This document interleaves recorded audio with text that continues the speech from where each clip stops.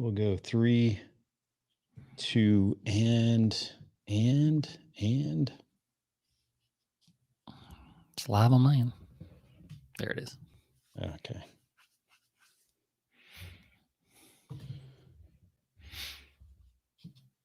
Shoot, I lost my place on something here. Oh, there it is. Okay. Okay, 3, 2, and 1.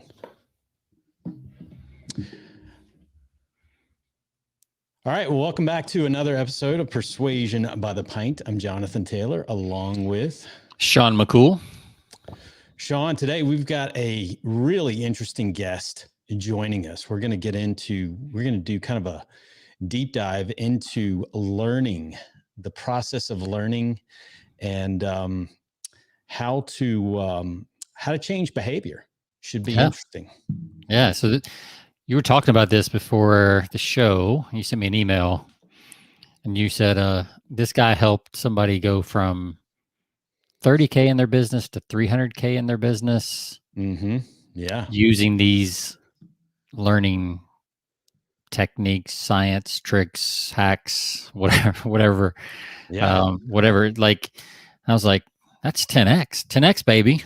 10X. 10X. Grant Cardone would be proud, except that I think this is probably easier than trying to do 10X more stuff. So, yeah. So how to 10X your business without doing 10X more things? Exactly. So this is it's a book called The Science, well, the subtitle is The Science That Is Transforming How the World Learns, Motivates, and Changes Behaviors. So we're going to be talking to the author of a book called Crack the Learning Code. He's going to be joining us shortly.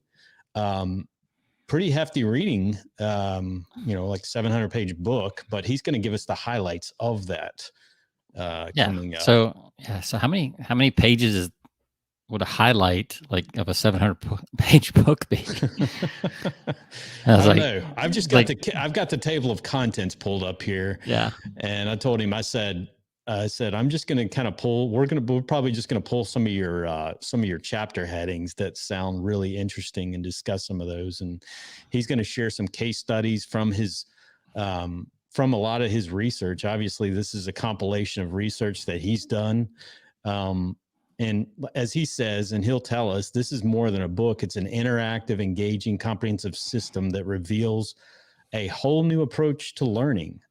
So he's developed, or his company, his organization, they developed the world's first scientifically based multi-week program for school parents. If you're a homeschool parent, if you're teaching your kids at home, so you can apply the learning code's groundbreaking discoveries. But this also works for adults as well. Easier, for learning and motivating and changing behaviors. I love it. Yeah. I know you'll be taking notes with your teens in your house. Absolutely.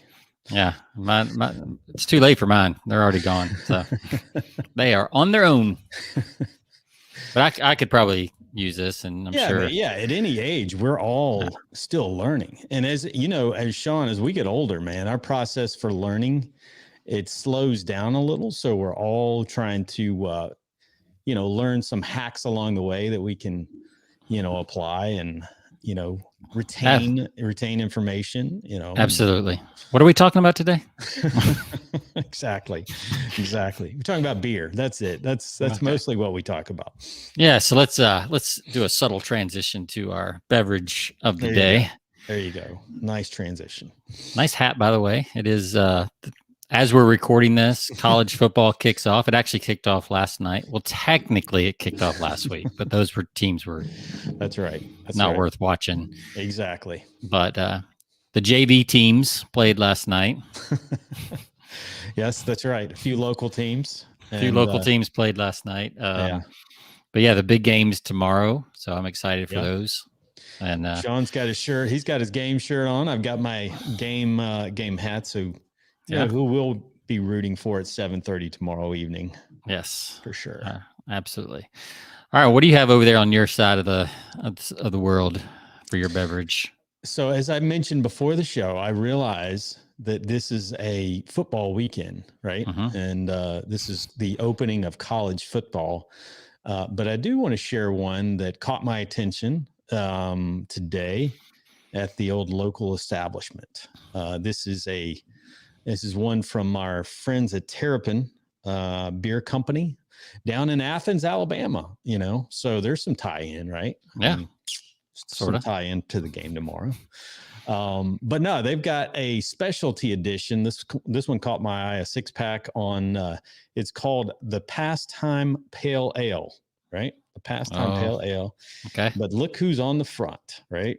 Atlanta Braves. Is Atlanta that Braves, Braves. or is that the Braves, or is that Alabama? No. You can't see the top, so you don't know if it's got the tail or not. Yeah, I know, but that's the red Braves. and blue. Yeah. That's red and blue. That's not the crimson by any means. Yeah. Please don't be crimson. No.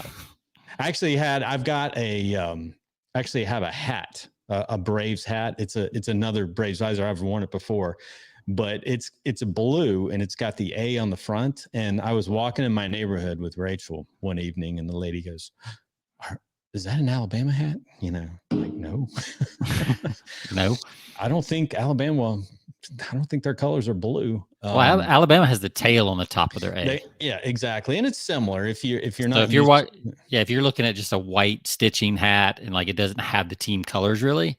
Yeah.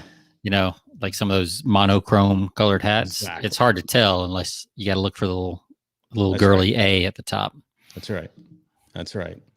So let me, so this is the Pastime Pale Ale from Boston via Milwaukee to Atlanta, Georgia. The Braves franchise has been playing professional baseball continuously for 150 years. There's a little baseball trivia there.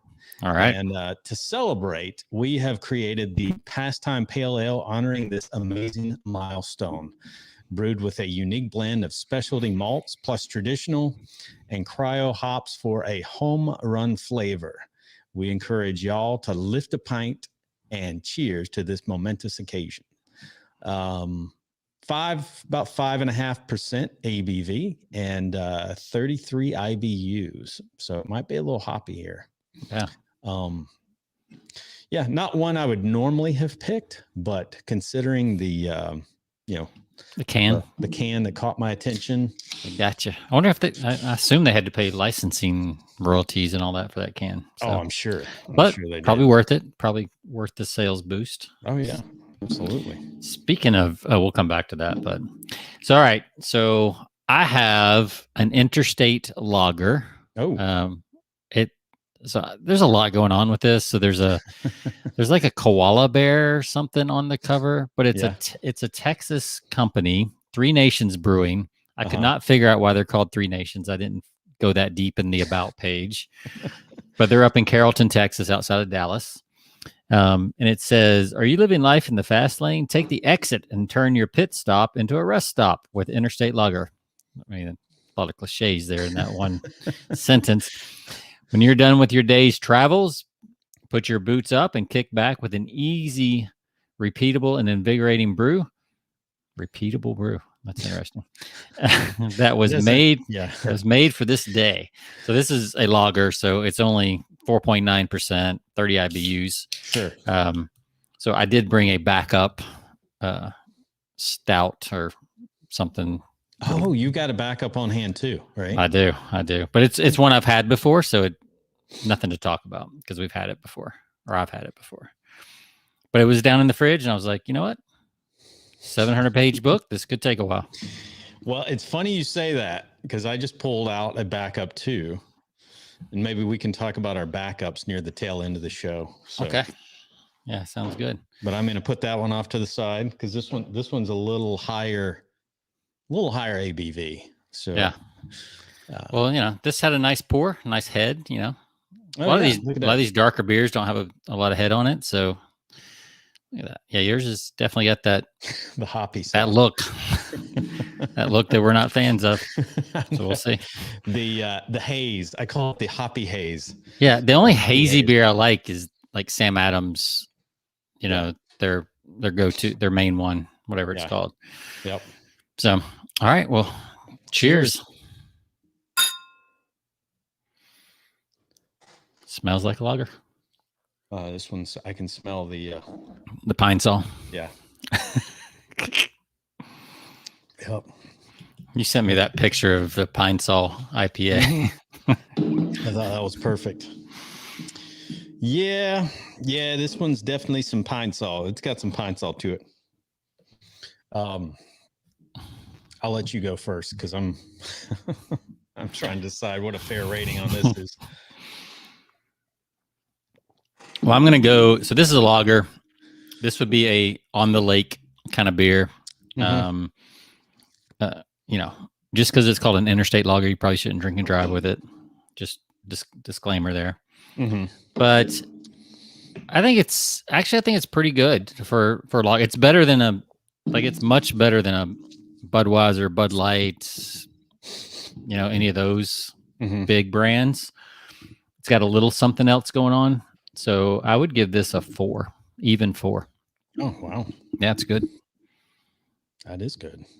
It's got a little bit of a little bit of citrus or something to it, but not too much. Man, I'm probably going to give this one. This was a below a 2. And you will drink it all, young man. One of the ones that I will be giving away tomorrow to people that come over for the game. I'll have a 5-pack in the fridge that says, you know what, you guys go ahead and take that. Okay. Yeah. Help yourself. Where are my IPA drinkers? Here you go. Enjoy. I tell you what's difficult around this time of year is the place that I go to, they normally start stocking. You're starting to see the transition, but before you get into the you start getting into the stouts and porters part of the season, you have to, it's like a seasonal, you transition from IPA season into the Oktoberfest season, which is pumpkin and Oktoberfest, pumpkin Oktoberfest, pumpkin Oktoberfest. So, I love some of the Oktoberfest beers. Yeah, don't get me wrong.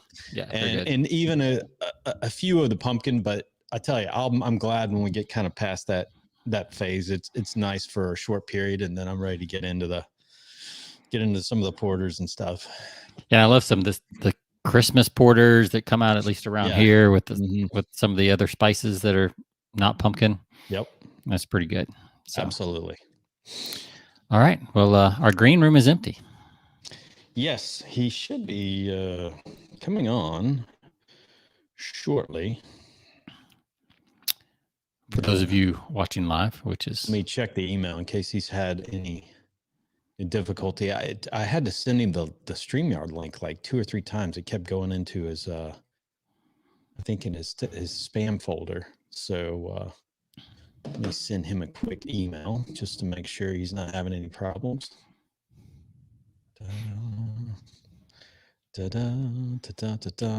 All the back. This is why you should never do podcasts live, people.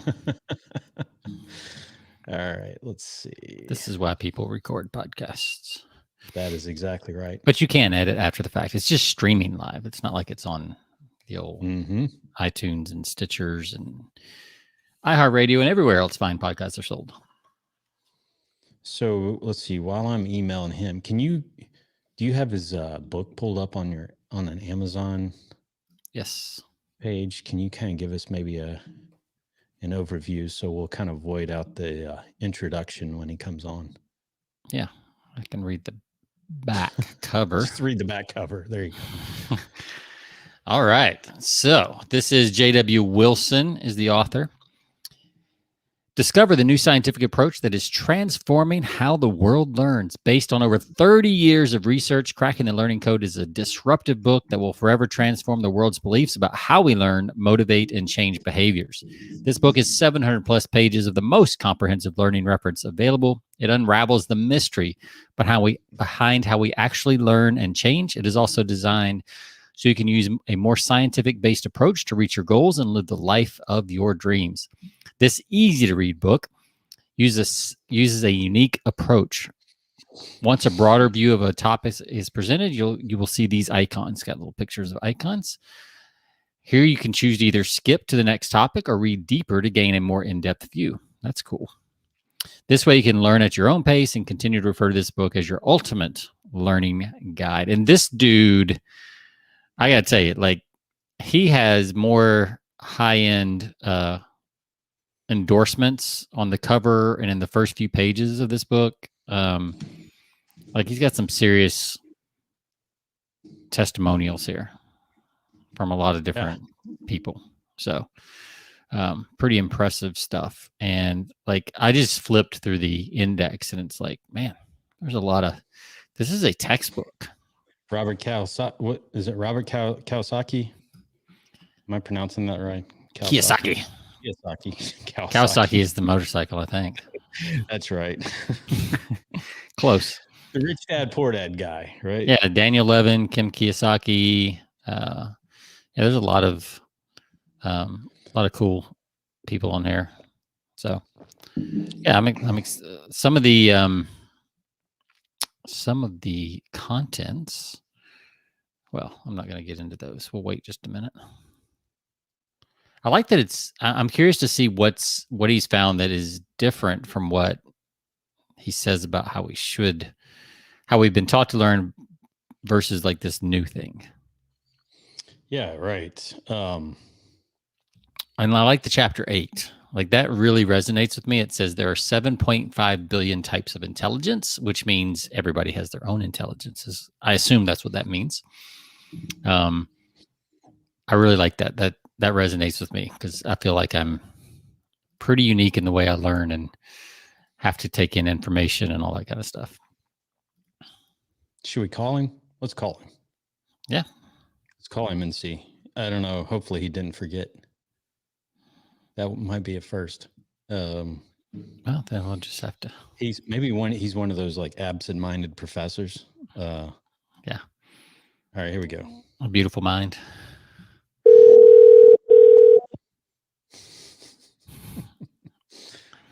You catch him off guard. JW, you're on the air.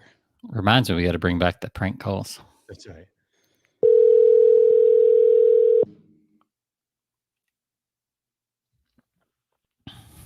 Hey, bud. JW, hey. Yeah. How are you? Good. Yeah, I've got this down at 3. Do I have the wrong time now? Oh, yeah. It was. I'm sorry. I should have said. I think I said Eastern time on the. Well, you did, but it was okay. So, anyway, I'll go jump in. Yeah. We're just waiting on for you, and okay. No worries. We just finished our intro, so you can jump right in. We've already teased everybody up for your introduction. Okay, I'm jumping in there, buddy. I'm so sorry. Okay, no worries. Thanks. Okay. All right. I tell you what, it's hard to get good admin help to give your guests the right information. I'm telling you, our producer's fired. You're fired. Wait till after the show. We need him through the show. So, all right. Hey, look at this. We got a YouTube comment that says, "Hi from Russia." Hello, Russia. Yeah, that's pretty. A small world, after all. That's impressive stuff. I can't read his. Yeah, I don't know how you say that name. I don't know what. Obviously, it's Russian. I think could be. Yeah. What is there? Now I got to like Google a picture of a Russian keyboard. It's like, man, what would that look like? It just blows my mind. So, but yeah, hi from Russia. So we're international. That's right. World renowned as what, that's the copy phrase we would use. From California. I know we have some people in California. Mm-hmm. So we could say from California to Russia.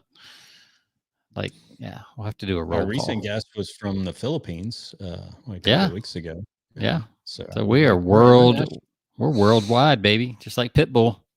We are worldwide. Just like Pitbull. So I'm going to say, Sean, you teased it before the show. He's going to share obviously some case studies. Mm-hmm. And we had a really good conversation earlier talking about this book. But yeah, he was just talking about someone he worked with who'd applied some of the, I'll let him tell us since he's on the show. So I'm just popped in the green room. All right. Waiting on the video. There we go. I see his face. That's right.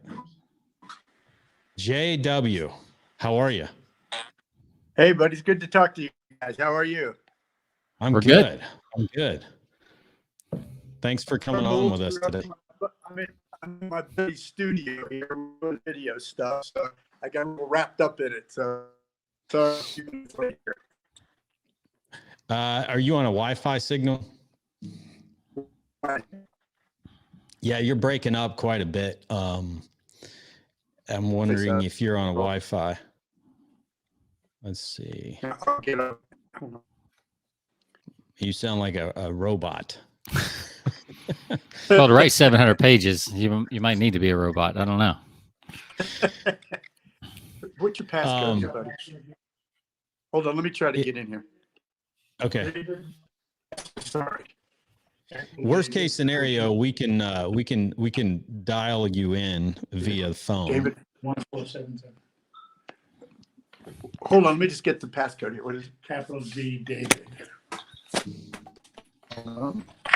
Everybody, see, that's what I love about this. We're completely authentic. There's no posturing here. We should include these clips in our podcast secrets course that it will be launching this fall. People love, right? Yeah. People love this behind the scenes. People that make it look completely perfect and everything looks completely seamless. It doesn't. It never works that way. There you go. All right, guys, I'm going to get out and come back in. Okay. Come back in so we get the connection. Perfect. Okay. Play the Jeopardy. Sometimes a lot of times this will happen before the show with the guest, and you guys don't get to see it. Right. And for the actual audio on iTunes, we would edit this stuff out. But the video will stay as is on YouTube. Yeah, we don't care about YouTube. Our YouTube watchers. Yeah, you guys both of get them. everything. All right, he's back on a cleaner signal. Oh, that's much better. Yeah, I think it's better. No, you're fine. You're fine. You must have been on the. You must have been on a different Wi-Fi connection. Well, I'm so sorry, guys. I got the time screwed up. I got it for an hour from now.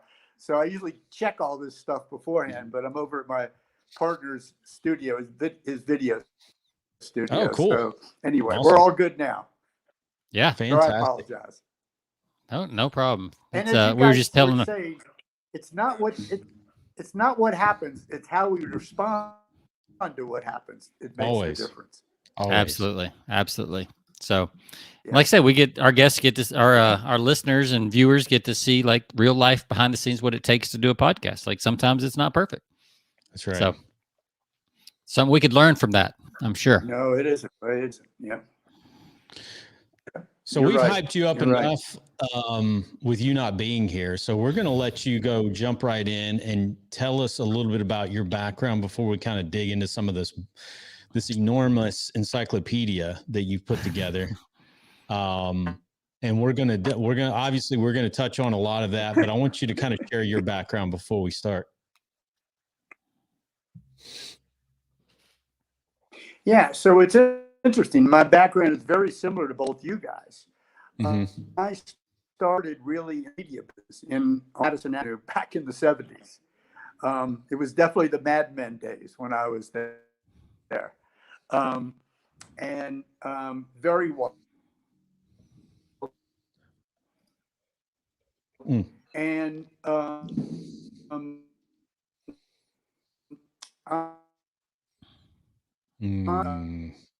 I have to call in. I then got the idea in Madison Avenue. I flew out to Hawaii and set up an office, and we became, at the time, we were kind of the market leader. We represented, I decided I'd open up newspapers was sending all their reporters all over the place. So I opened up a bureau for about 65 publications, the Washington Post, Paris Match, American Airlines and Flight Magazine. And then we had our own local television stations. But in the late or mid 80s, I read, and I don't know if you know who he is. He was categorized as one of the top 100 brains of the 1990s. And what he came up with was, in 1882, he came up with a thing which he called the Knowledge Society, which what he said was, we no longer live in anything but a knowledge society, because knowledge, before we were saying we were an industrial society. And Right. what he said is Hey, JW, real quick. the key to success in this world today is how fast you can amass knowledge. Right. And it almost knocked down what I was. Should we call? Should we just Hey, call? JW, just time out for a second. Just, You're breaking. got Hey, buddy, you're breaking up again. Can you PSD, maybe I got try? all the initials, all the bad. Not sure you can hear us. Hey, JW, can you? You're breaking up again. And Hey, JW, so can you text? All him? right. So yeah, I'm just gonna call him. Let's see. See if I can do a private chat. He probably won't see that, but Probably not. because he's on. Looks like he's on a phone. Oh well, that's the problem then. So let's try to call him. Let's call. I think him if in. maybe he killed his video, it might depend on the Yeah. Wi-Fi. Kill his video. Can I just kill his video? I don't think you can. Let's see. that was success. He's still talking. Still going. Hey, JW. JW. This is funny. Hey, are you still there? Because your screen went black. Yeah, I think he's done. All right, so we're going to remove you from the stream, and I'm going to attempt to call you on your phone. I don't know if you can hear me, JW. Let's pull him out. Go ahead and kick him. All right, let's try giving him a call. Yeah. All right.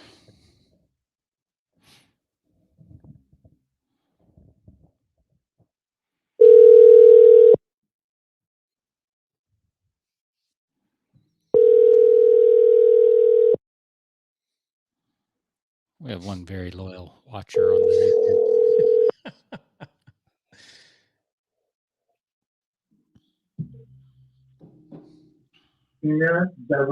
Yeah, StreamYard. All right. Hey, JW.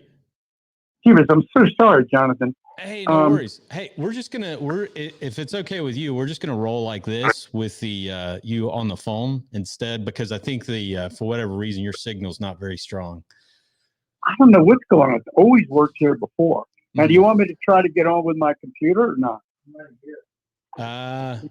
He's going to plug it in. Can you see Brian? Let him in. Yeah, try it from there. If you're on a computer, try it from there. You know, StreamYard is very challenging unless you're. I've used it 100 times. I've used it. Oh, okay. Oh yeah. So I don't know what's up here today. So we're going to click on here. Are we good, Brian? Hold on. I'm just waiting to see. We're entering the studio and it's loading it right now. I put JW's name. This is Brian. Can you see me? Not yet. No. I saw something like flicker down at the bottom, like you were coming on, but then there it goes. There we are. There we go. Okay. And that's never happened here before. I'm so sorry, guys. No. How's your audio? Yeah, it's much better now. Is he good? Yeah, that's much better. That's much better. Damn, I'm so sorry, guys. It's all right. Hey, that's what majority of our audience downloads it post-production. So, for those few live listeners or watchers, they get it. They've already tuned away by this time now after all the kerfuffle, but That's what we say. 80% of our 80% or probably 90% of our listeners download it. Yeah.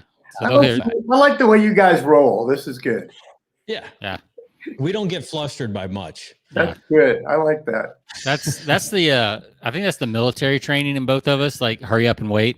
It's like, you know, it's like everything's urgent until you get somewhere, and then it's like, okay, wait here for 3 hours until we decide what we're gonna do. Are we recording, or can I ask you guys a question? No, yeah, you can ask. So what were when you we're guys in the military?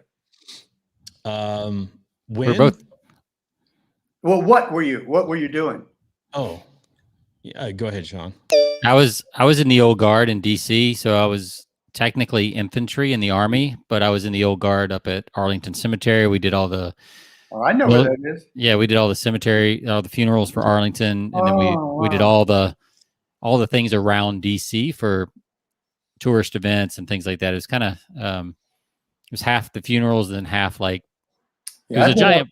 I've been up there. I went to school at American University. Yeah. So right around the corner from Fort Myer. Yeah, exactly.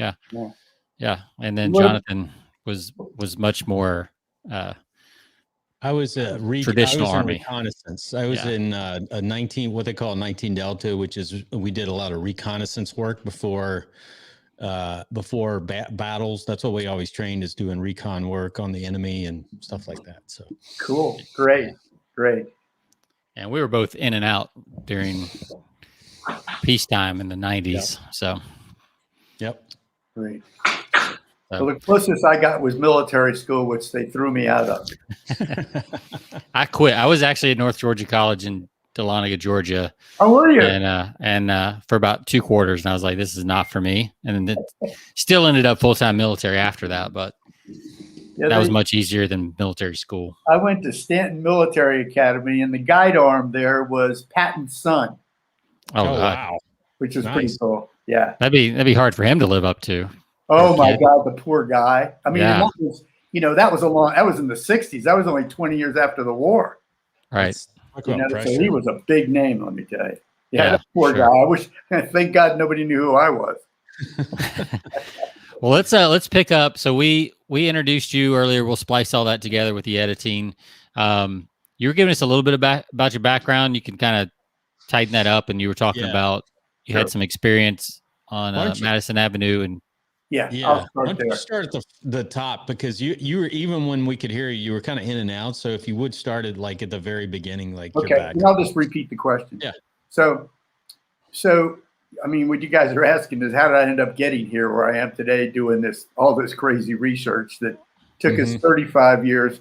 It took us exactly 34 years longer than we had planned. Wow. Shows you how good your planning happens. So I'll go really quickly. So we had some technical problems, so I'm going to kind of go over it for everybody.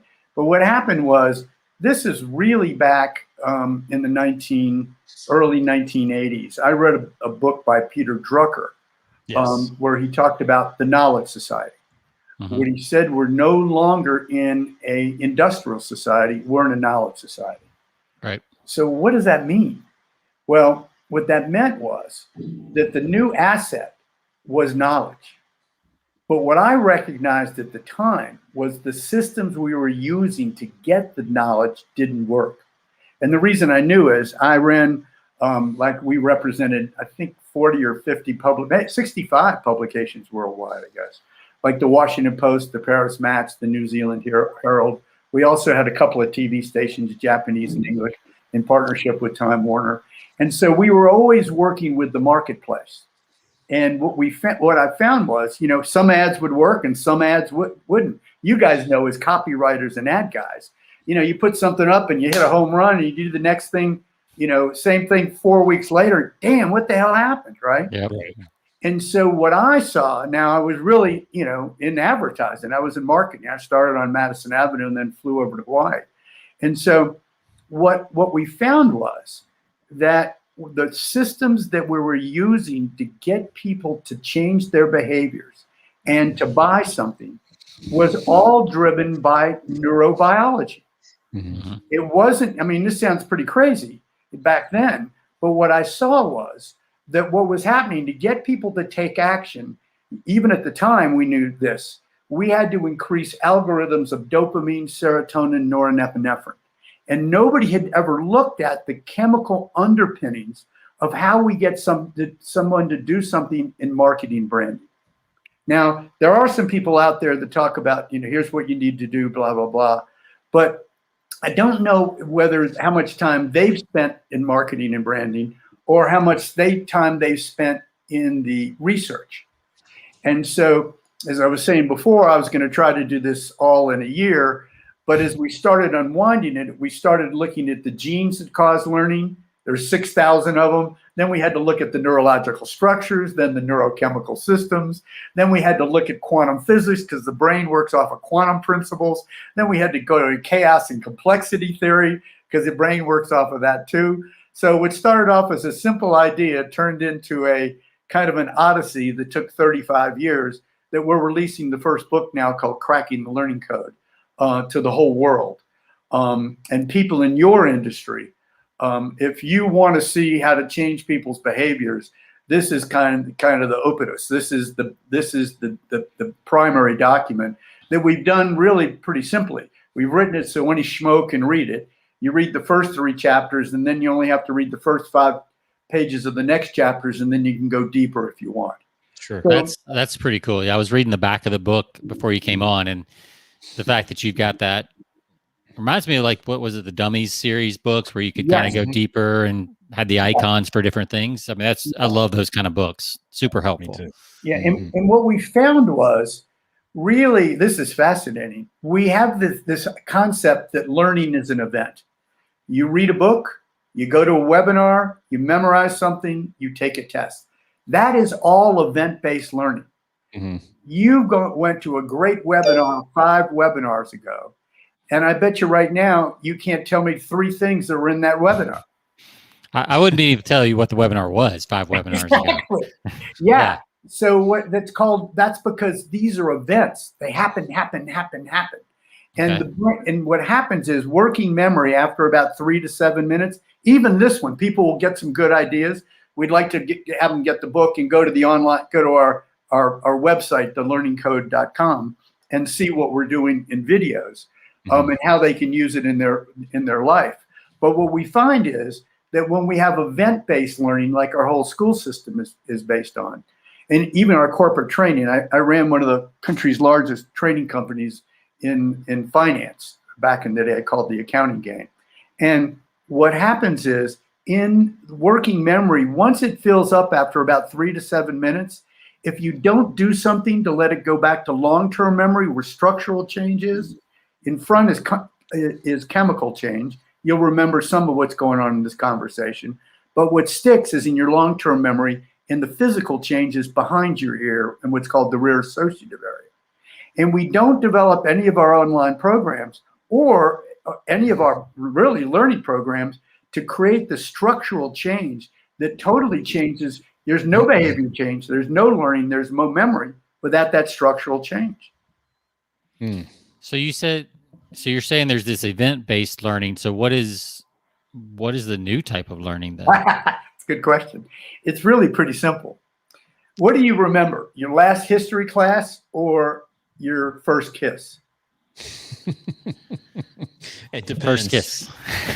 It depends. But John's been such a stud. He's had so many. He can't keep track. Well, there's only one first kiss. So, I mean, Exactly. So what happened? Why is it you remember the first kiss? Mm-hmm. Well, reading a book and going to a class is an event. It doesn't mean you won't remember part of it, especially if the event is highly meaningful. I don't know if you guys are you guys into rock concerts or any particular things like that? No. More so in my younger years, not as you get older, not as much. Well, I mean, for instance, we're Marvel fans. We love Marvel movies. There you go. Okay, great. Yeah. Okay, then you can remember the characters. You didn't have to remember. Now, there's something else. You can do these little blasts of information if the information is highly, highly meaningful to you. In other words, event-based learning will work pretty well if it's really highly meaningful. So if you learn something about one of the characters in Marvel, Captain Marvel or something that you didn't know before, it would stick. Why? because it's already meaningful to you. Now, how do we get information into people that is, so what we encourage people to do is start with what's meaningful to you and then add new information to it. And then it can grow, grow, grow, grow. Like imagine we were trying to teach kids something about science. Well, we would find out what Marvel comic book hero do kids love the most?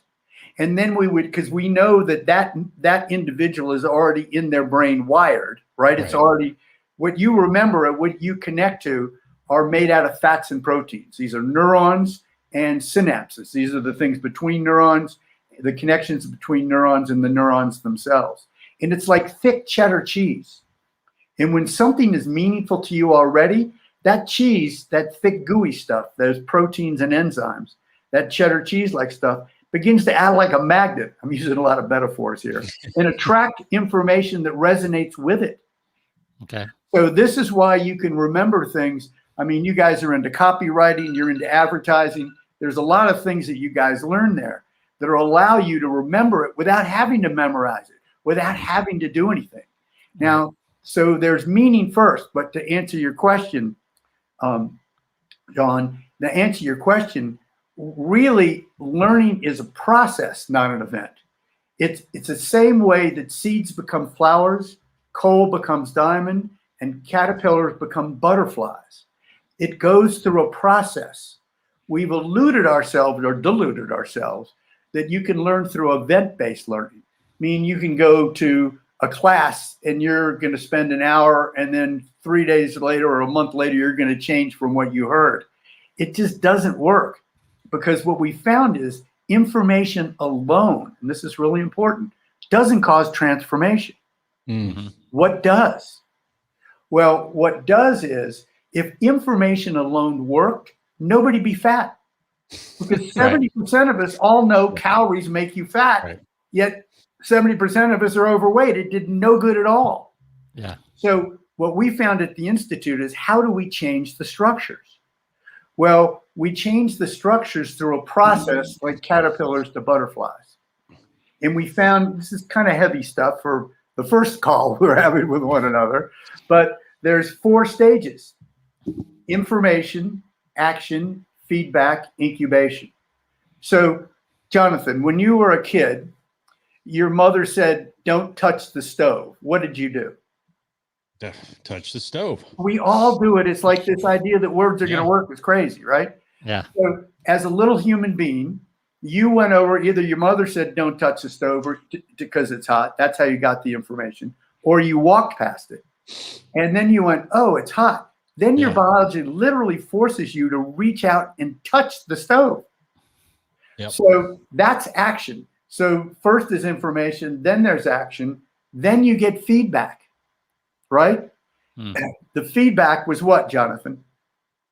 Ouch. Yeah, exactly. So, and it was good feedback. It was different than the rest of what was going on. About created novelty. It stood out. So now what happened, those first 3 stages, information, action, feedback, are driven by what we call in neuroscience the monoamines: dopamine, serotonin, norepinephrine. They help you focus, which is what most of us in classroom weren't doing. It was a hard time to keep our focus. Absolutely. So when you're doing something like that, the first 3 stages drive focus. Now, if your mother would have whacked you in the head and said, "Jonathan, you're an idiot. I told you not to touch the stove. Go to your room." Well, the fascinating thing is stress, which is driven by your adrenal gland, which is under the corner of your ribs here on your right-hand side. Basically, what happens is, right and left sides, what happens is, when you're under stress, the hormone cortisol is expressed. And when too much cortisol hits the brain, it corrupts the learning. So if your mother would have put you under stress on that learning, that wasn't eustress, self-induced stress. Right. If it wasn't that kind of stress, if it was external stress, literally the adrenal gland gives off a hormone called cortisol. It goes into the brain and shifts your blood flow downward to your least evolved part of your brain. That makes it really hard to remember the information.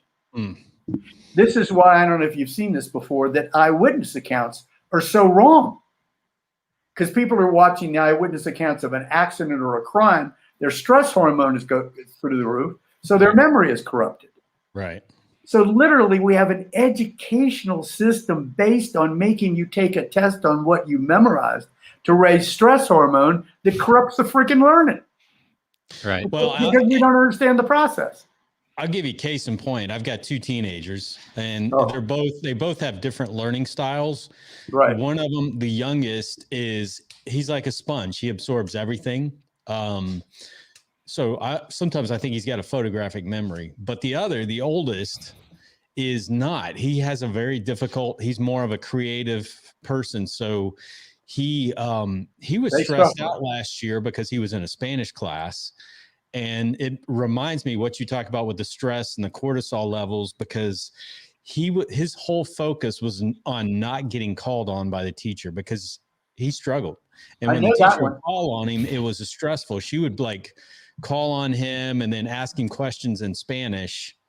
And he would not sometimes know the answer, but that's all he thought about. He thought about like the fear of being called on. So he didn't learn anything in that class whatsoever because of the stress just put him over the top. And what our teachers, and so what I just told you, what we find is people blame teachers. I don't blame teachers at all. No. They're having to manage a system that they didn't develop. Right. Right. And that was started in what was it? 350 years before Christ, which was Plato and Aristotle standing in front of the room talking to you. Mm-hmm. I don't know if you know this, but you know what the knowledge doubling rate was in the time of Plato and Aristotle? No idea. About once every 1,500 years. So you could pretty much memorize everything there was to know. There was only about 600 things back then, the stirrup and the spur. Yeah. And what is it now, just for reference for people listening? Once every 12 months. Okay. Wow. So there's no way that you can use a system that was designed for 350 BC when information was doubling every 1,500 years in a world where information is doubling every 12 months. Yeah. You don't want to go to an eye doctor to cut out a cataract. The last time you learned something was 5 years ago. Yeah. The technology is changing. So you want the guy that learned something yesterday. Right. You know? So the serotonin, the cortisol release is, I've heard that like you don't make good decisions or it's harder to learn new skills under financial stress. Oh, is that the reason for that? Oh, that's why we make 70% of us are living paycheck to paycheck. Why? Right. Because the stress of not having money interrupts our ability to know how to make money. Yeah. Right. So if you just got laid off because maybe your department is, obsolete or it's, the knowledge has changed. Yeah. And now you got to learn a new skill, but you're under financial stress. It's going to be very hard to learn that skill. Is that what I'm hearing you say? Yeah. Now there's mediating things that you can do. Right. Meditation, mindfulness. So let's go back. So what's causing the stress, so let's go back. We got a system that doesn't teach us the way it should do, doesn't create structural change, which is what we're looking for with learning programs. Okay. So now you got 70% of us that are living paycheck to paycheck. 66% of those people don't even like their jobs. Oh, yeah. It's huge numbers. Right. So there's no importance to you. There's no meaning. There's right. All learning, all behavior change, all things that make a difference in the world. You take Jobs, Wozniak, Dell, Allen, Ted Turner, Gates, you take Richard Branson. You know what their degrees are in? Nothing. None of them have a degree. Branson didn't finish high school. Right. What drove them to success was following what was meaningful to them. And what they found was the longer they might not have done this consciously, but what they find is the longer you're in the system, you're born with an overabundance of neurons in one part of you two guys' brain that none of the other 7.5 billion of us on the face of the earth have, that give us a gift to see things in the world that other people don't. It's how we survive. We're tribal animals. So somebody had to be good at fire starting. Somebody had to be looking for the woolly mammoth if we were going to eat them. Somebody had to be good at all these different things, right? Right. So we've got this incredible diversity, which is just screaming out of us until we're about 7 years old and we're sent to first grade. And then we say, do you know how many words you learn by the time you're 7 years old? No idea. No, you haven't gone to class. You haven't really read a book. Some kids do. Most people have. Most kids haven't. You haven't really done much at all.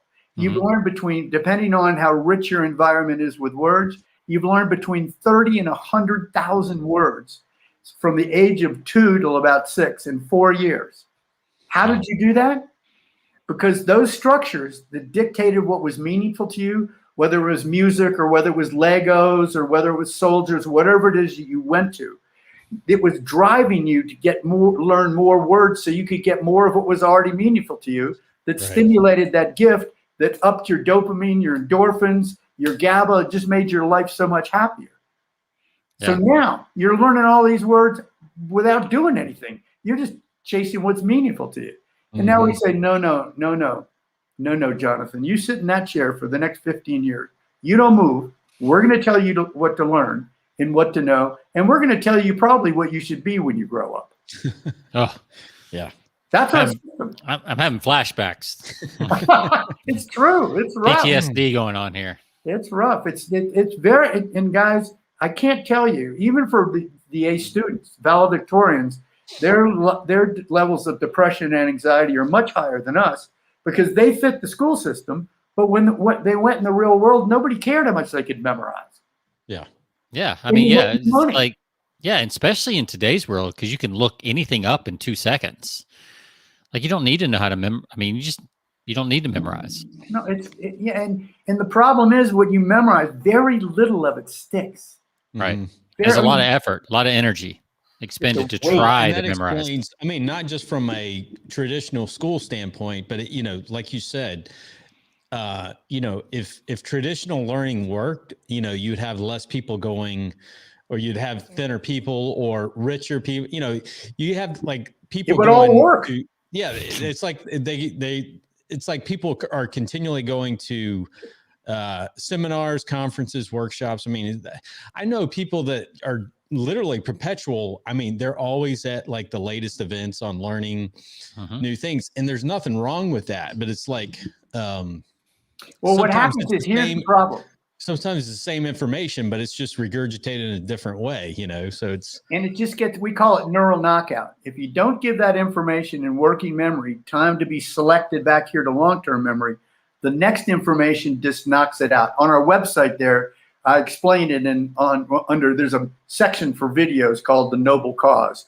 Yeah. And you can go on there and see the way it literally gets knocked out of your head. You want to hold on to it, but physiologically you can't. Because the next stuff that comes, your working memory is like a workbench. You can only put so much on top of it until something have to get out of the way to put something else in.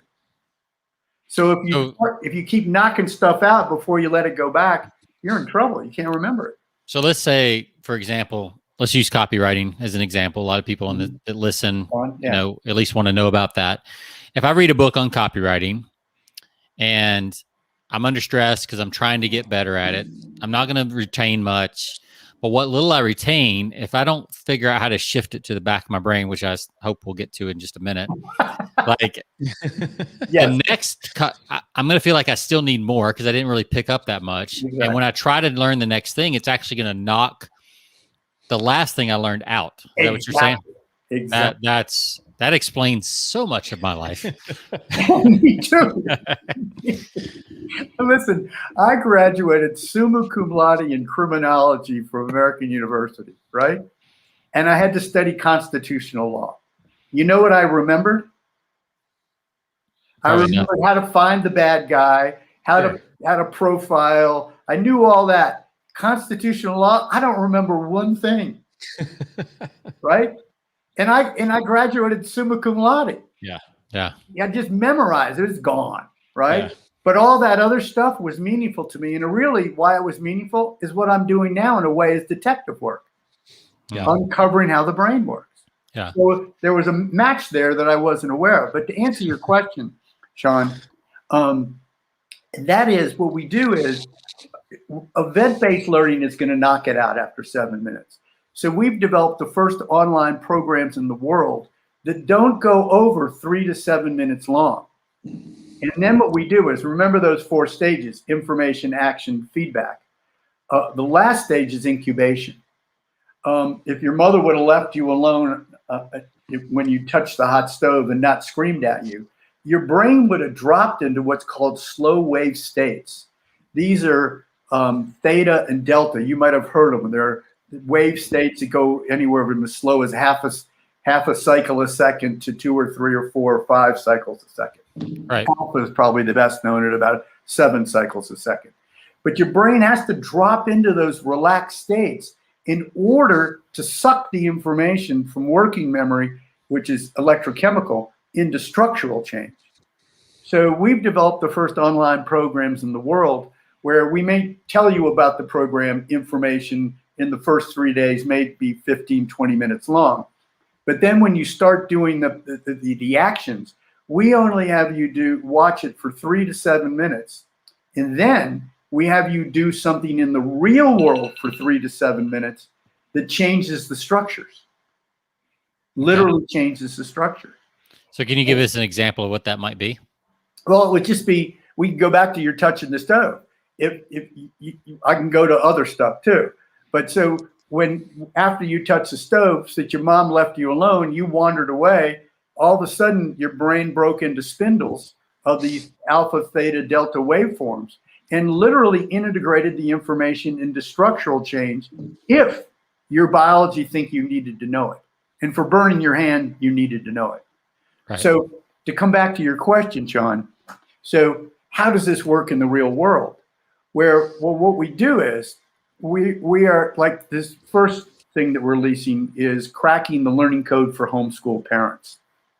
There's about 1 billion homeschool parents now. We've got 20 online programs coming after this, like cracking the marketing code, cracking the cultural development code, cracking the addiction code. So they can see those on the website. But for what we're talking about here, for parents having their children learn something, is what we say is, what we talk about is a part of for one of these modules, we talk about it part of your brain called the insular cortex. It's right here, really kind of above your ear, kind of between your temporal and your parietal lobe. And what it does is, it helps you want to grab onto stories. Mm-hmm. Why? Because it was this is why story, Sean, you're a copywriter, and you know that stories can have a very powerful impact on people. Why? Yeah, we've talked a lot about that on the show, so I'd love to hear. Oh yeah, sometime we go on the show, I can break it down into the chemistry. I'll go crazy on this. So what happens is this insular cortex is right here, kind of behind and above your ear. When that's fired, this is what's so fascinating about understanding how all this complex biology works. We can learn a lot by going back to evolutionary biology. Where did that structure come from? Why was it designed in the first place? Well, when we lived in groups of 25 to 50 and we didn't have writing, we didn't have books, everything was word of mouth or even sign language up until about 150,000 years ago, when we really got kind of finite language. What happened was, I would go to the water hole and I'd see a saber-toothed tiger and I would run back to my tribe. Now, the only way for them to learn, if I didn't tell them a story, was for them to go see it. So I came back and I started telling the story about what was going on at the pond with the saber-toothed tiger, because it was highly meaningful to my tribe members not to get eaten. Right. So let me see if I can unpack this a little bit. So you wouldn't just give them a piece of information, a saber-toothed tiger almost ate me. That's not very valuable, right? I mean, it sounds valuable on the surface, but without the context of the story, it doesn't land. Perfect. And here's the other part. You've got a part of your brain called the amygdala. The more powerful damn, you're shifting beers on me there, dude. What are we drinking now? Dude, we just keep going on this show. It was a lager, and now what do we got? We got something a little heavier there. Yeah, I went from 4.9% to 10.2. No, oh, right. It's nothing personal. It's just what I do. Now, do you guys have Motorman Helper underneath you where you can pee in a bottle so we won't notice? Nope. No, don't have that. You No. guys are strong. If the screen goes blank, that's where we go. You just keep talking. I'll cover for you. There We'll be back in 60 seconds or less. Exactly. So I have no idea where I was. Do you know where I was? Amygdala. Okay. So yeah, it was too emotional for me talking about your bladder. So what we find is that there's this part of your brain called the amygdala. It's part of your brain called the limbic system. It's right in the middle. Mm-hmm. And what it does is it drives emotion. It drives happy, sad, anxiety, anger. It basically controls all of our emotions. It's like a spice rack that needs to be sprinkled on to any information and for it to be remembered. If it's not going through your emotional center, you ain't going to remember. Now, I talk to engineers, just a quick side, and I'll tell them this, and they'll go, but Mr. Wilson, a lot of these guys from India, Mr. Wilson, he told me not to be emotional, that I should not be emotional as an engineer. I said, dude, it's wrong. Without emotions, there's no learning. Yeah. You remember what's emotional to you. So to come back to it, what we found was that when you enter this cycle, information, action, feedback, and time off, if the information is meaningful and if it's emotional, it's going to stick. You don't have to do anything else. So going back to our ancient Homo erectus or Homo habeas, whoever the dude was, he's wandering through the woods. He sees the saber-toothed tiger. He comes back and he tells the story with what? Emotion. And that is so vital. The brain needs that stuff to hold it. It's like Velcro. If you can throw the emotion into your story, it's going to stick. But it just can't be any emotion. And this is where we get into meaning again. It has to be meaningful to the person who's listening. Right? So in other words, if I'm telling a story that's emotional and it's about fly fishing and nobody cares about it, nothing's going to stick. But Right. if I hit what we call the meaning network of my customer, and another time we can discuss what the meaning network is and how you can activate that as guys in marketing like we are. Yeah. What we find is that when we can hit what's meaningful to them, jack up the emotion, they move. This is where motivation comes from. Yeah. Well, this reminds me, JW, this reminds me of Zig Ziglar, and he used to talk about sales as a transfer of emotion. Mm-hmm. Right. And he would talk about how if you can tell a story around whatever it is you're selling, for him, it was pots and pans or whatever, if you can transfer the emotion of preparing that meal for your family, I guess what you're saying, tap into that meaning network, and you transfer that emotion from one customer to another through story. That's really successful. Stories are like a virus. Hansel and Gretel. I mean, I tend to equate learning a lot of times with a virus. Nobody's wearing bell bottoms today. Why did that happen? We have neurons called mirror neurons that force us to follow the herd, whether we're aware of it or not. And when we can pack some of our copywriting and some of our marketing into these three things, like meaning, emotion, and what really is already, how do I say this? The customer is already doing at some level, which we already know it's already meaningful to him. When we can tie all that together, they don't unbond from you. Physiologically, they then see you as a mentor, somebody that can take them from Pain Island to Pleasure Island. And that's what we want to do in marketing and branding. How do we pull the guy from pain to pleasure? And what we don't do is we don't take a lot of time researching who is our perfect customer and then reverse engineer the words that will blow him away at an emotional and a meaning level. Yeah, that's a good point. I think it was Eugene Schwartz in Breakthrough Advertising. He talked about you don't create desire, you tap into the desire that already exists. Right. Yeah. So then you tap into that meaning or desire that exists. You throw some emotion in with a good story, and it fires the chemicals and does all the things you're talking about. Now, if you guys got time, if you just read, there's a chapter in the book for meaning. I don't know what chapter it is anymore, but I got about 5. If you just read the first chapter, you'll go, oh, I see what has to happen in people's brains. Yeah. And and once you get it, people go, well, is it complicated? No, it's really simple. Just nobody's laid it out where I get, oh, if I'm not firing meaning, I don't get enough dopamine. I don't get enough dopamine. I don't get enough action. And I don't get enough action. I don't get enough feedback. So my guy's not going to learn like I want him to. Right. Yeah. So you were talking earlier about homeschool kids, and so what is the new method? I mean, cracking the learning code, the science that is transforming how the world learns and motivates and changes. We've talked a little bit about the science. You talked a little bit about the experience, like the going out in the real world, but can you give us some examples of how you might teach history to a homeschool kid? Yeah. So in a way that they actually learn it. So let's come up and get a little higher view from above. Okay. So what happens is, first we have to recognize that what way we're doing it now is not working like we want it to. We just got to come to that realization. Right. And the best thing to happen in a way was COVID, because it showed how the systems we're using aren't working online. But the truth is they didn't work that well in the classroom.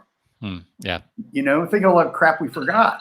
So anyhow, to come back to it, let me go back to that story. So let's say that I wanted to teach somebody something about this insular cortex in story, right? Yeah. We do. So I got ahead of myself. Let me step back again. So what we talk about is above the line and below the line.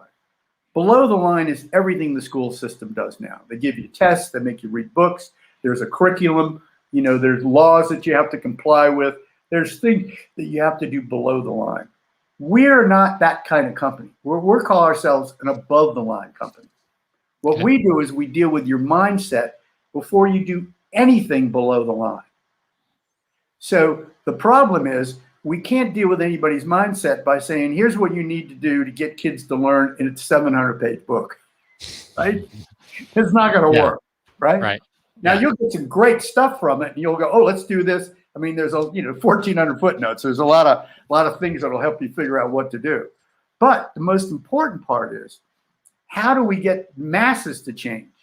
Well, what we found is that if you can take 3 to 7 minutes for that story, and what we say is, look, we explain the insular cortex and the child's brain and story. It's already there. You may not have been using it. My kids went to a school and they were forced to read stories that they didn't want to read. So I say, look, what we want to do is we want to figure out what stories are most meaningful to your child right now in their life. So what I want you to do with your 3 to 7 minutes, you can go online, you can go to the bookstore. I want you and your child to pick out a book that's most meaningful to them, not you.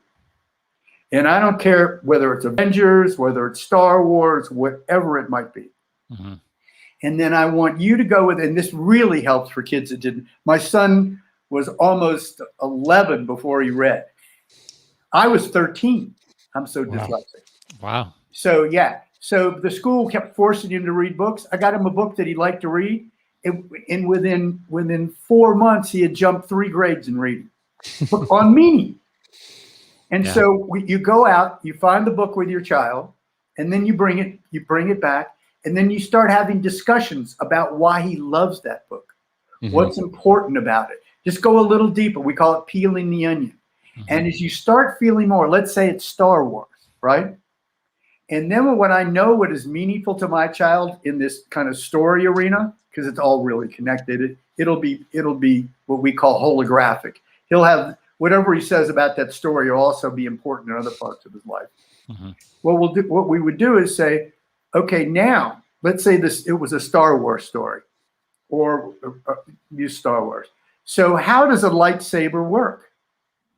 Well, let's go on and look at the math of a lightsaber. Let's look at the chemistry of a lightsaber. Let's look at the physics of a lightsaber. Your kid is going to be glued in. You know it's meaningful to them. And then we call it wrapping. You wrap the information they need to know in whatever the curriculum is. So if you know they've got to find a story they like, wrap it, and then figure out what the curriculum is and wrap it into the curriculum. It's a piece of cake. That makes so much sense. Oh yeah. That's and the structure. See, remember the structures that have meaning are already Velcro. Right. So all I do is I don't have to memorize. I throw it in there. It's going to stick. Now, it's not 100%, but you're doing much better than you are on all that memorization stuff. No, I mean, I can literally see that in my mind's eye. Like you have a kid that loves Star Wars, lightsabers. You start throwing physics. They'll do it. It'll stick. Yeah. And they'll tell their friends about how a lightsaber needs whatever, blah, blah, blah, blah, blah, blah, blah, blah. That'll sound super technical, but it'll just, I can totally, I mean, cars, I think, is another great example. Like people who love cars and mechanics, right? Yeah. If you can wrap a metaphor, I know when I do coaching, I'm also a life coach. If I can find a metaphor that matches something they love in their life and try to get that point across that way, like, man, they get it like that. Yeah. So Sean, I could address kind of what you're talking about there. So in coaching, a lot of times what we do is we tell. I was a coach. I was a football coach for a while. I was a track coach in Africa. I've been a big athlete. I played my last rugby game when I was 68. Goodness. Wow. And my ACL, and I ripped my ACL and my MCL. So part of me is glad I did. The other part of me, what? That wasn't such a good idea. But anyway, but what I found is that coaches are so busy telling that they don't get this whole wrapping technique and finding out what's meaningful.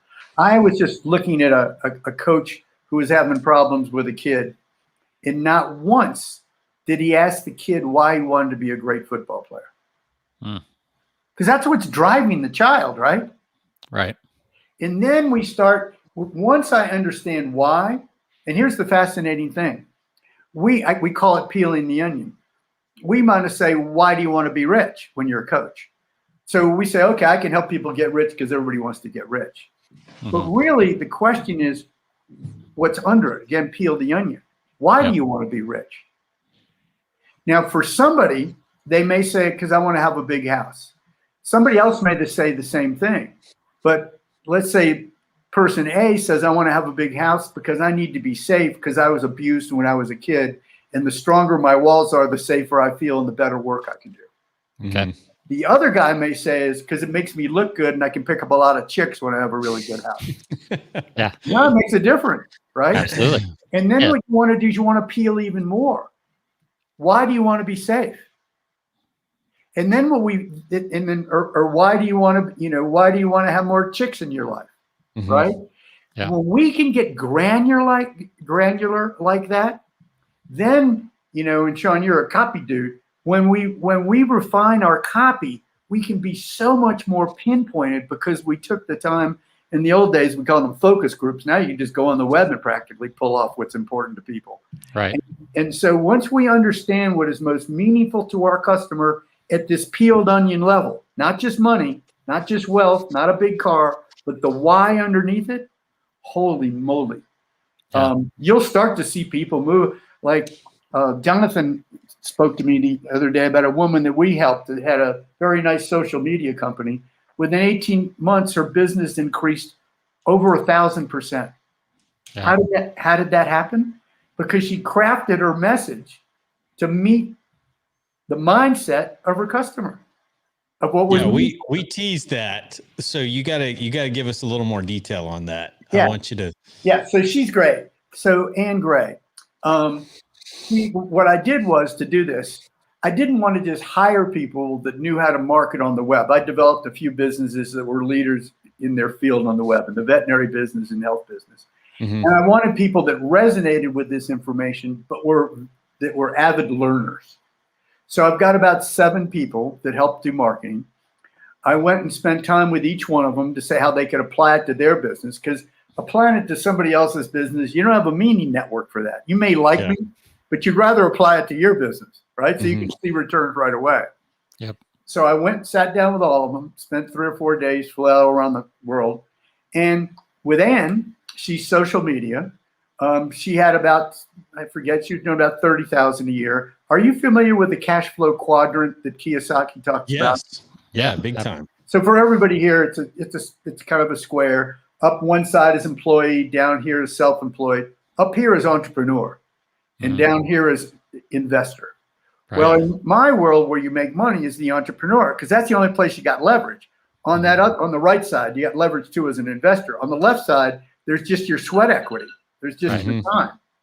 And so what we found was that if we could get people to understand what was most meaningful to them, put it in a process in where they were able to hit what's meaningful to their customer, and put it into this information action feedback where they really did something in the real world, then their sales went through the roof. So I did that with Ann.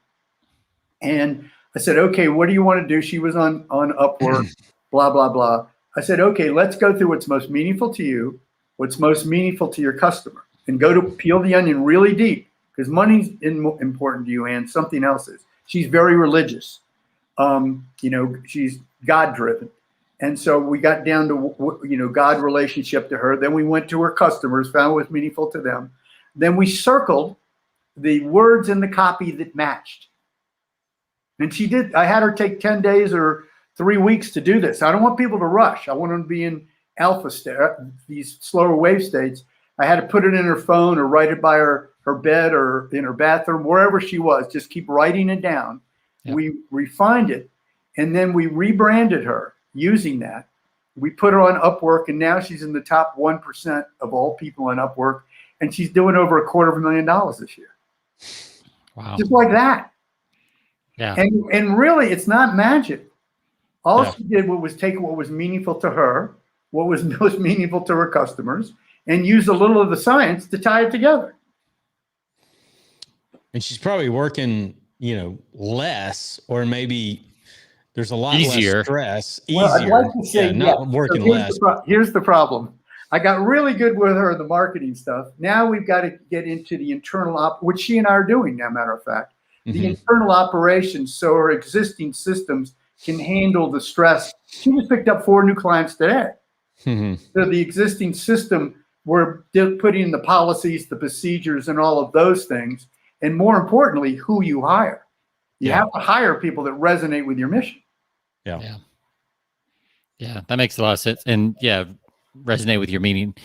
That's why I think it's so important that people, if you are going to be an employee and work for somebody, the culture and why they're doing things has to match. And it's so hard to find. Yeah. I mean, I'm working with a company that's pretty well. I get a lot of these bigger companies. The truth is, I like working with the smaller ones because it's like clay. We're willing to shift. When you're bigger, you've got all these departments. Well, if we move, I did something with one company, a very big health company, and they loved the idea of what we were going to do, and they just couldn't get it up the totem pole. Even though they knew it, because they were at the bottom of the totem pole to train doctors really to wash their hands. That's a big problem in hospitals. I don't know if you know this. But we came up with a system that really worked well. And they just said, it's not even worth it to try. Wow. And that's what happens in a lot of our companies. The culture is so concrete that it's not a learning culture. It's not an accepting culture. Yeah. So you gotta think about, where do I want to work? And the other thing was, what we got now is, with the web, you can be an entrepreneur. You can move from that self-employed or employee thing right up to that right side of the quadrant where you are an entrepreneur. You can do it pretty quickly now. Yeah, and I think that's good though. Like, what I'm hearing you say is, and this has been the story of my life. Like, if you chase the money as an entrepreneur, solopreneur, because you want the money and you haven't discovered your own meaning, you're just going to hit roadblock after roadblock after roadblock, and you're going to be like, I can't figure out why this doesn't work. I mean, am I correct in saying that? Like, you got to tap into the meaning first, and then we hear that, like, purpose, passion. Everybody talks about it, but nobody takes the time to figure out, what is my passion other than money? Right. What do I care? So when you say meaning, you are saying also passion, purpose. All that is connected. Yeah, you don't have any passion or purpose without meaning. Okay. Because the reason you got passion is to get more of what's meaningful. The reason you got purpose to get more. Always starts at meaning. Okay.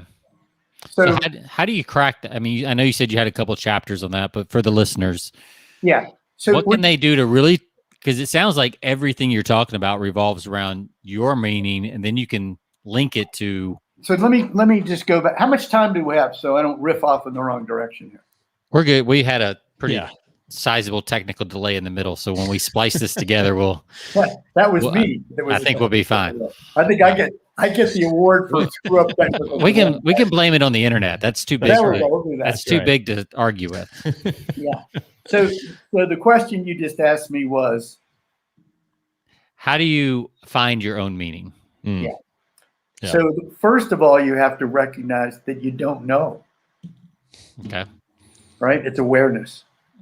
And so and then you have to go back and look at your life and say, what have I been chasing that didn't work? This is going to give you real enlightenment. Mm-hmm. So let me explain a little bit at the science a little deeper, going to quantum physics and complexity theory. Have you ever walked into a room of depressed people and they don't have to say anything, and how do you feel? Depressed, yeah. Yeah, it just sucks the life out of you. Yeah. Happy people, they don't have to say much, you feel happy. Now, how does that work? Now, we don't cover this much in the book because it's a whole nother book, really. Right. Mm-hmm. But it's the quantum physics of vibratory frequency. Mm-hmm. Literally, there's no real color on that bookshelf behind you, Jonathan. The color's all in your head. There's just atoms vibrating into certain frequency on those book covers. That's giving you the illusion of color in your visual cortex.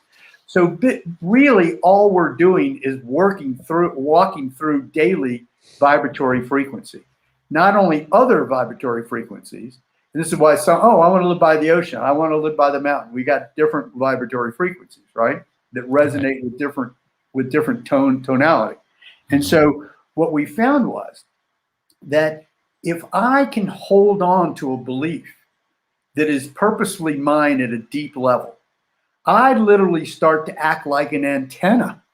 Now this gets out there. This is why it isn't in this book. Everything else is in this book is bulletproof. This is too, but it comes from the Copenhagen Agreement that a whole bunch of people back in the day, Einstein and a bunch of other people put together. And so what we find is that my own vibratory frequency that I hold on to acts like an antenna and pulls more things with it. Now, interesting, why are the three of us talking to one another? Well, I didn't want to put the antenna out because I was getting overwhelmed with stuff. So I hid the research we were doing in the book for 30 years, except for some companies we work with, because we couldn't deal with it. We were overwhelmed. Right. But I spent a lot of time getting clear what was important to me. And when you come to the bottom, it's not money. It's about changing the way people learn, so we can all get more of what we want to have in our lives, so we'll be fulfilled, so we don't have to kill the other guy to get what he's got that we don't. Right? Yeah. I mean, the world we create is crazy. Yeah. Yeah. So anyway, to go back to what you're saying, once you can get meaning and you start peeling the onion, and then you see, like, I won't do anything just for money.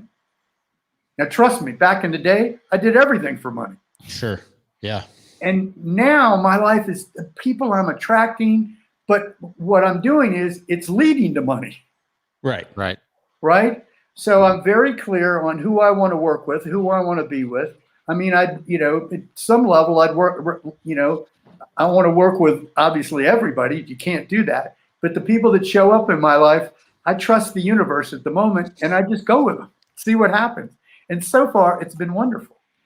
Well, it's like the example you just shared with the, the client you worked with. It was on social media. Yeah. Yeah.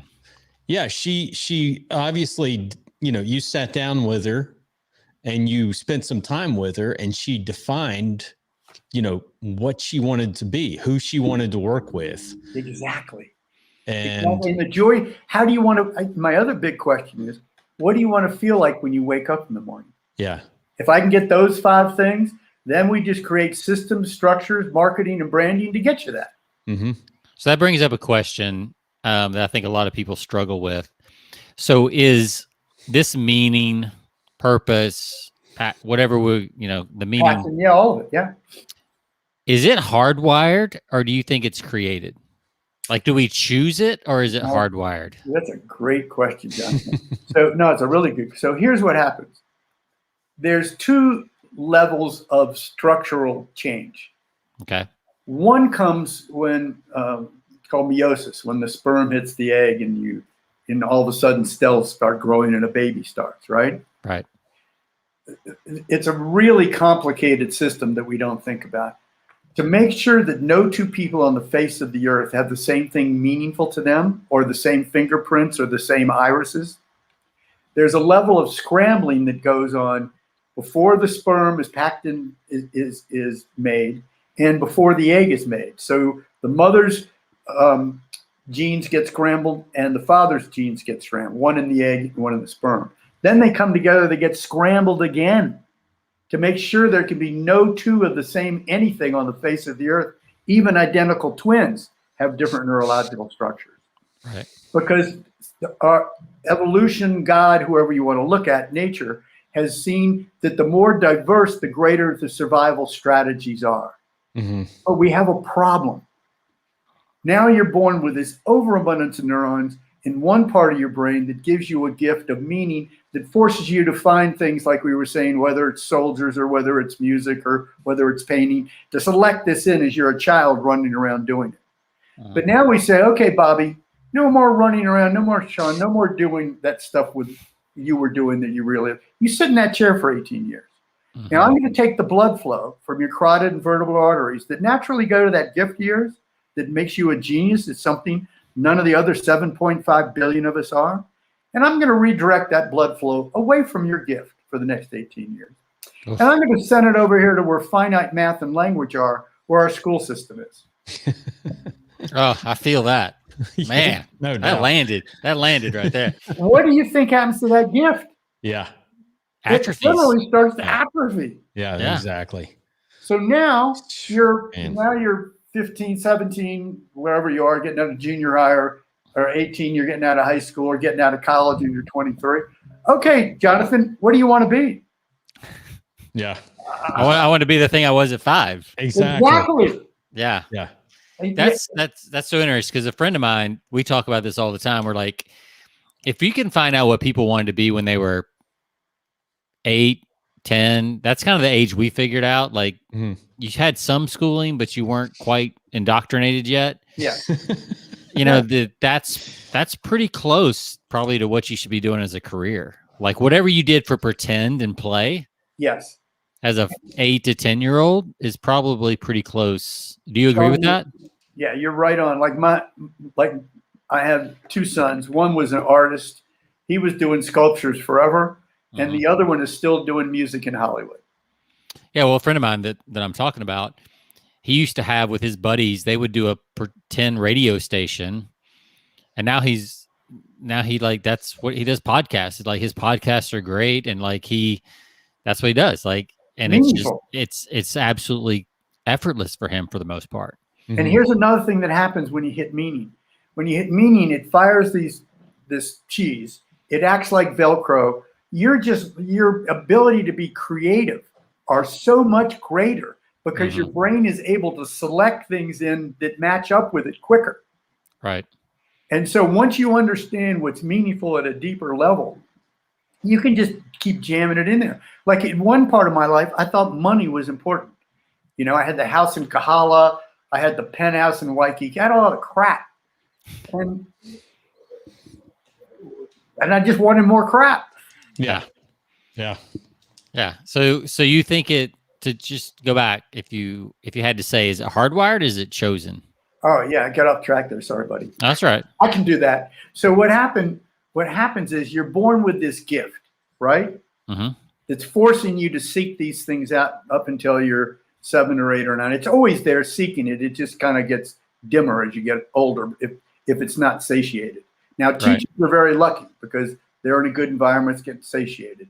And people that like math, that's a good place too. But for the rest of us, about 90% of us, not so great. So what's happening is you've got this genetic program laid down that's making music or words or something meaningful to you. Then Right. you stick this genetic program into an environment, whether it's Poland, whether it's China, whether it's Cleveland. And then what the brain does is it acts like a sponge. It takes what's already meaningful to you from a genetic level that's built structures. And then what it does is it opens up, and then the new stuff that comes in bonds to the structures that are already there. So now you've got new meaning for you that is encoded by your environment. And it's the reason that Polish people like sausage and Japanese people like sushi. They both like food, right? Which is meaningful to them. But the environment dictated what it would be. So to go back to my example, 30 years ago, you might want to be a radio broadcaster, a DJ. Today, you'd want to be a podcast host, right? More than, or something like that. You might have wanted to write fiction. Well, you could still do that, but you might have wanted to write short stories. Today, you might write a blog because the environment would lend itself to that. You're structured. Now, before we do this, there are some people, like one of my sons, he had a little seismic shift after he was about 11. There's these windows of learning opportunity. Okay. They start opening and closing. It's the reason you can crawl before you walk, you babble before you can talk. There's windows that are opening up all the time. For some of us, a window that will open up that will shift what was meaningful to us at 7 somewhat. Not a whole lot, but enough that you, oh, well, you know, that was meaningful to me at 7, but now that I'm 11 or 12, not as much, but really it is connected in this way. So you'll start to see kind of. Is it more of a fine tuning than a shift? Yes. Okay. Yes. But you got to start, and here's what we think about this. So you've got this group of structures. You got more neurons in one part of your brain that nobody else in the classroom has. And your teacher never asked you what's meaningful to you. Right. All she's got to do is ask you what is meaningful and then wrap the new information she wants you to learn in what's already meaningful. Very easy. And it's what we should be doing on our learning programs online. Right. Which we don't do. Right. Yeah, because if you could, but how do you, I guess the question then is like, I know we could probably have another show on this, but like, and this is meaningful to me. This kind of stuff is like meaningful to me. So that's why even though Jonathan has to go to the bathroom, I don't have to. So, and I'm just using the motorman's helper, so we're all good. Yeah. So like, I love this type of stuff. Learning is a big thing for me. Like I could learn all day about this type of stuff, quantum physics, all the stuff we've been talking about. Right. I know with a lot of the neuroplasticity and stuff like that, like we've learned that you can learn longer than we thought we could. So how do you tap back into it at 50, you know? Piece of cake, really. So and this is why we've got these online programs to help you shift that, right? So let's say that we were working together. Let's just do this for a minute. What's most meaningful to you right now in your life? The thing that keeps coming back to is I just want to teach people to be the person they were created to be. Okay. So what does that mean for that person? I think they'd be happier. Right. They would be less stressed. Right. They would have more fun. Right. And that's true for myself as well. So yeah. So a lot less of stress, more fun. Yeah. So what happens in your life when you have more fun? I was going to say I have more fun, but but yeah, I guess everything feels a little bit lighter. You feel content. It's easy. Content. Yeah, for fulfilled. Sure. Yeah, content, fulfilled. Well, we would work on these words, Sean. Then what we're going to do is we're going to figure out that's what's most meaningful to you, right? Right. And we're going to figure out if there's a segment of the customer marketplace that's meaningful to also. Probably a few. A bazillion, right? Then what we're going to develop a proprietary system for Sean and Jonathan if he wants to help you. And then what we're going to do is we're going to pack it into the 3 to 7 minute thing. And we're going to say, if you want more joy, more happiness, more fulfillment, more wealth in your life, this is the first scientific-based program in the world that only 3 to 7 minutes a day will give you what you want. Boom. Done. Yeah. I mean, I've done Yeah. so many startups, guys. I've screwed it up so many times. I love that. I I love that. I was listening to a thing yesterday on my walk, and it was Jim Rohn, who I love, right? Love Jim Rohn's stuff. And he's like, why don't we ever have like full day seminars from 40-year-old guys who have failed at everything in life? Like, why don't we have seminars from those guys where we can just say, okay, tell me everything you did. So I don't have to do it. You know, it's like, because there's so much to learn there, right? From the failures. I think we've got a whole new seminar series here. Yeah. Instead of Peter Lowe, you can lose from. Yeah, instead of Peter Lowe series where everybody's successful, we'll do I like it. We'll do a Sean McCool series where everybody on the stage is a failure. I'm ready. I'll be the keynote. I can help. Oh yeah. Because people give me crap that know me. Go, JW, you talk about the 25 startups that work. What about those 7 that blew up in your face? Yeah. And they're right. Yeah. No, I completely agree. I've just finished an autobiography on a big entrepreneur who's, very successful business owner. And it's almost like the first 3/4 of the entire book is on his failures, which is actually quite refreshing. And I was going to say refreshing. Yes. Yeah. Very refreshing because you could relate to him. He was completely an open book on everything he did wrong, not only from his business failures, but also his personal failures and dealing with addictions and things like that. So he was completely transparent. But he kind of built you. Obviously the whole book's leading up to the pinnacle where things change in his life. But even in that, there were ups and downs along the way. So it's the idea that life is like this. It's just nature doesn't work like it's like this. Yeah. I think that's why Shoe Dog by Phil Knight was such a good book. Sure. It had that same oh, this is real life. Like yeah. Now I'm on top. I just won the championship. Now I'm on the bottom. Yeah, exactly. Yeah. Right. Yeah. And we don't see enough of that on Instagram for sure. So and here's the interesting thing. The reason a lot of people are paying attention to a lot of the stuff we do now, I think, quite frankly, is because our own vibratory frequency of what we're doing. We're not trying to really help people. We're trying to make money. So we're not trying to make money. We're trying to fulfill people. So that fulfills me. Right. And then when I'm getting fulfilled, I act like an antenna and bring in more information that can help me be fulfilled that I can help more people with. Right. So if you chase the material ball, the money, the house, the car, it's okay to chase that if you know why you're chasing it underneath it. But if you're just chasing the material thing, my experience of doing this a long time is the universe doesn't support that. No. Yeah.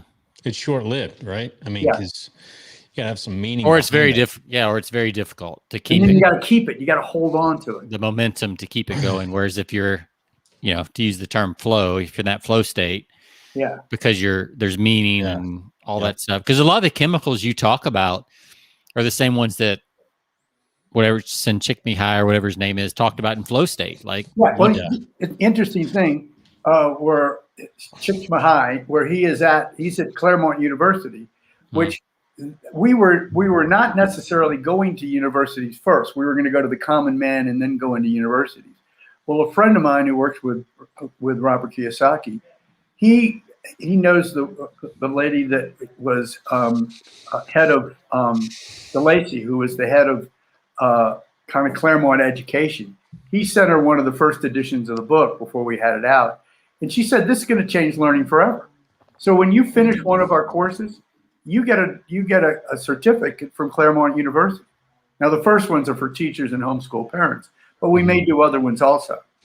So, because the advantage is if you go through this cracky learning code for homeschool parents, we didn't do it just for the parent. We had found there were 3 levels. Just for the kid. Yes, there was the stuff that the kid needed to learn above the line to get their mindset. But then we went, well, if the parent learns all this stuff, they can apply it to their nonprofit, their corporation, all their stuff.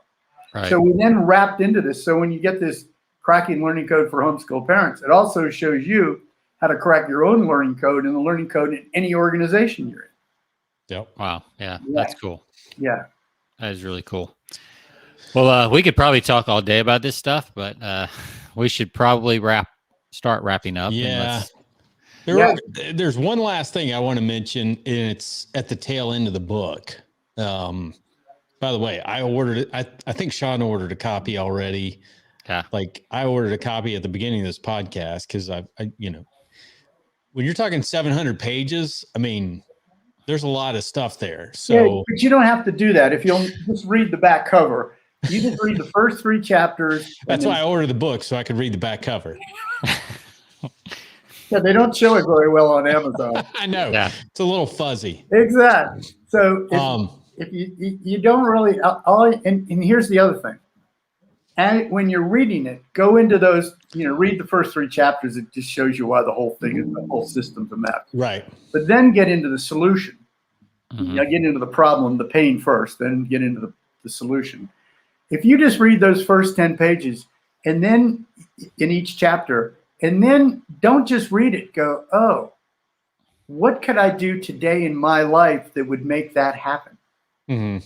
That's the difference. Now we're getting to process-based learning. You're looking at something, some information, then you're going out in the real world, taking action, getting feedback, and incubation. We call it the cycle of transformation, which we have on the website. Yeah. And so once you're into it, this makes it easier. Well, that's one thing I wanted to touch on real quick before we end up, because it really caught my eye near the end of the book. You talk about the incubation period, and you talk about like sleep as an important part of that. Can you kind of touch on that before we kind of wrap up? Yeah, I mean, we have understood there's about 5 sleep states: alpha, theta, delta 1, delta 2, and REM sleep, right? Mm-hmm. And they're different waveforms, they're different chemical systems, but you can't get information solidly implanted into your working memory without going through these stages. And REM is very important, rapid eye movement stage. And so what we do is when we drink a lot of alcohol, we do dope, we do those things. When we work too much too, stress and drugs and alcohol interrupt these stages. You may be passed out, but you're not going through the stages. You may have smoked a doobie before you want to go to sleep, but you're not in those stages.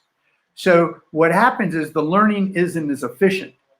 So we need a lot of sleep, because literally what you're doing is you're building new structures. Your brain takes 30% of all your energy. Sure. So sleep is one of the most important incubation stages that you can go into. And without sleep, you literally can't learn.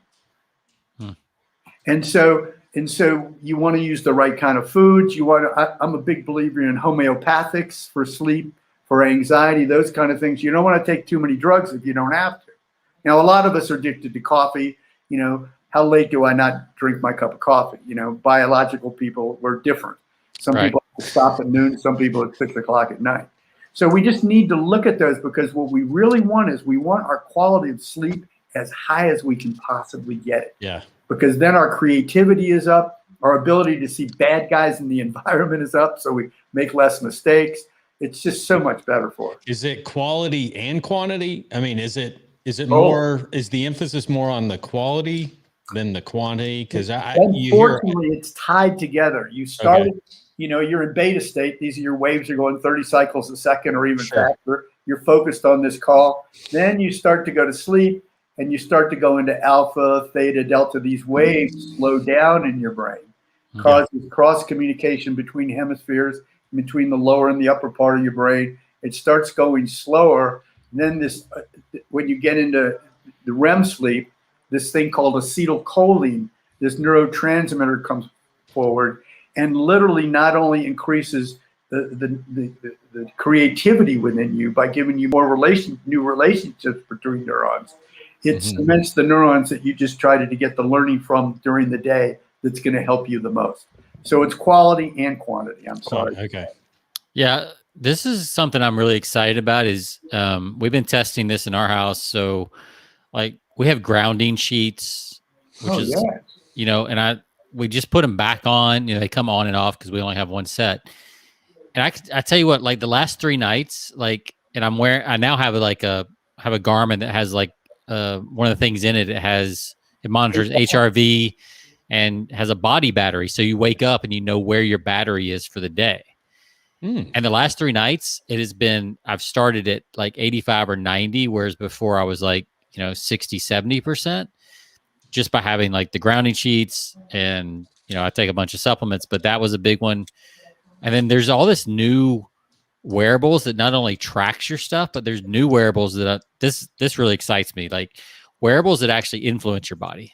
Yeah. So my wife and daughter just got, can't remember the name of it, but it's a wristband that you wear and it actually sends out vibrational that you can feel to manipulate your nervous system in these different frequencies.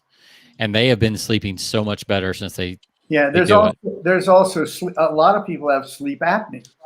Yeah. So I don't know if you know what that is, but basically you stop breathing, you don't have any oxygen, so you wake up to get it. Yeah. And that's a terrible thing that a lot of us have that we're not aware of it. So, you call it sleep hygiene, you can call it, beauty sleep, whatever you want to call it. But we need to spend a lot more time with that because here's what happens. We think that the way we get more done is by getting more things done.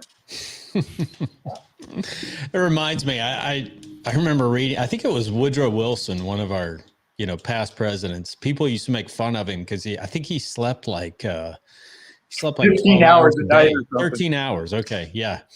And he, some people mark that as like a weakness, where, that actually wasn't a weakness on his part. It made him more. Well, it's funny because like people idolize like lions and like as this alpha thing, but lions sleep 23 hours a day. Like crap.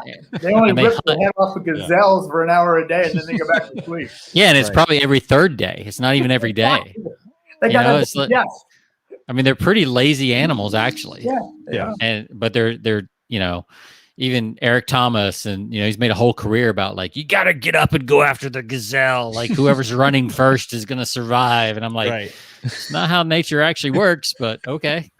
No, right. And we can burn and this is what we have to do. It's really kind of, it's much more intuitive than we think. Is what I'm doing now making me happy or not? Yeah. That's so simple. So simple. Yeah, but what we do is we go, if I just work harder, if I just do more, if I just get that extra 200,000 or sell that business for $1 million, I'll be happy. But I got 1,000 friends. It doesn't. Yeah. Doesn't. Yeah. I mean, it's the core. Let's get happy now. Change our lives now. Then we'll start attracting to us what really makes us happy. Right. And then you can create whatever you want because you're operating out of that meaning space. Yeah. I mean, it reminds me that there's a great song, and it's from an old business, motivational speaker series. But like Kenny Chesney has a song, "Live Like Jose," and it's the old thing where the business person goes down in Mexico, and the fisherman has the boat, and like, why don't you get 3 boats or 6 boats and build a fleet and hire people? And he's like, and I just like fishing and going home and hanging out at the bar and making love to my wife every night. Like that's pretty good. Yeah, I know that one. Yeah, that's what it should. But we think we can get happier by getting more stuff. Yeah, it's just and I think at least I'm 50 this year. Just turned 50 back in March. Like, it's really coming home that like I just want to do what makes me happy. Like, absolutely. That's what I'm trying to get to anyway. Yeah, and then here's the fascinating thing: if we can start now doing what makes us happy, then it just all starts coming, and everybody goes work, push the ball up the hill, Sisyphus. Push that rock to the top. Now it'll roll back down, but then you can push it back up again. Yeah. Not a great strategy. Yeah. Well, we'll definitely. I think Jonathan and I, but we're both getting the book, so we're gonna we'll dive into it, and then we'll probably have you back on when we can talk more intelligently and dive in. Definitely want to dive into marketing a little bit more specifically, and have you back on then. And I wouldn't even mind talking. Never know why the universe jams people together here. But I'm wondering, there may be some ways that we can use this together to help other people. I mean, you guys have got the talents, and there may be ways to leverage this. Could be interesting. Oh, absolutely. I'm open to that. Yeah, because I love everything that I've heard from you and what you're about. This stuff, I could read about quantum physics all day, and I hated chemistry and physics and everything in high school, right? But when you tie it to like how the brain works, that for me, that meaning center of teaching and communicating and words, like all that has meaning to me. Yeah. And if my chemistry teacher had kind of put brain chemistry into it, I would have sat up and listened, Yeah. I know that's very hard to do in a class of 30 people with 30 different. We'll get into that next time. Okay. We're working with Masters Academy in Canada. We're working with a lot of schools. That I definitely want to hear about. Yeah, that's not. Yeah, how do you scale? I was going to ask that earlier. How do you scale it? But we'll save that for another episode. Okay. Because I think that would be fun. Because I think that could apply to marketing as well. Like, how do you scale meaning to other people? And what I'd like to ask, you guys got the book, and I'm at my producer's house, so I usually have a book. I could show you what I was talking about.